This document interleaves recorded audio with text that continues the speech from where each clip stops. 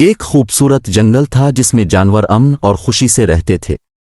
اس جنگل میں ایک چالاک بھیڑیا اور ایک معصوم بکری رہتی تھی۔ بکری بہت بھولی تھی اور ہمیشہ دوسروں کی مدد کے لیے تیار رہتی تھی، مگر بھیڑیا ہمیشہ دوسروں کو تنگ کرنے کے بہانے تلاش کرتا رہتا تھا۔ بھیڑیے نے ایک دن سوچا کہ آج بکری کو تنگ کرنے کا موقع ملنا چاہیے۔ اس نے بکری کے پاس جا کر معصوم سی شکل بنا کر کہا، بکری بہن، کیا تم میری مدد کرو گی؟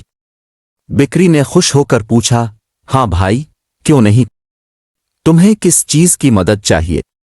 بھیڑیے نے کہا، مجھے ایک دریا پار کرنا ہے، مگر میں اکیلا نہیں جا سکتا، کیا تم میرا ساتھ دو گی؟ بکری فوراً تیار ہو گئی۔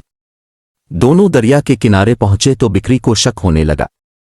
اس نے بھیڑیے سے کہا، بھائی، کہیں تم مجھے دھوکہ تو نہیں دے رہے؟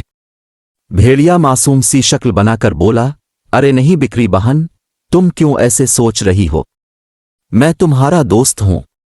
بکری نے ہمت کی اور اس کے ساتھ دریا میں اتر گئی۔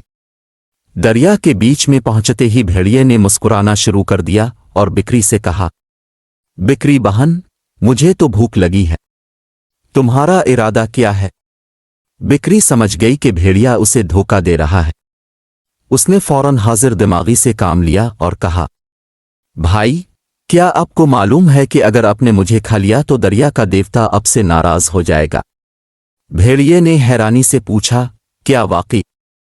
بکری نے سنجیدگی سے کہا، جی ہاں، اور اس کے بعد وہ آپ کو اس دریا میں ہمیشہ کے لیے قید کر دے گا۔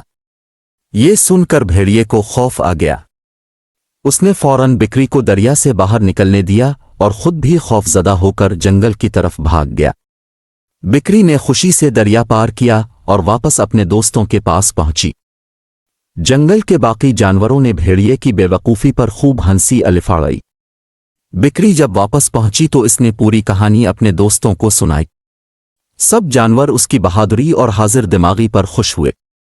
خرگوش، ہاتھی اور بندر سب نے مل کر بکری کی تعریف کی اور کہا، بکری بہن، تم نے واقعی بہت عقلمندی سے بھیڑیے کو شکست دی۔ سب جانوروں نے جشن منایا اور بکری کو انعام میں بہت سی مزیدار جڑی بوٹیاں اور پھل دیے۔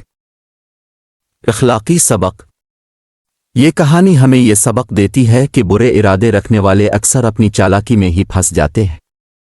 ہمیں حاضر دماغی اور اعتماد کے ساتھ حالات کا سامنا کرنا چاہیے، چاہے صورتحال کیسی بھی ہو۔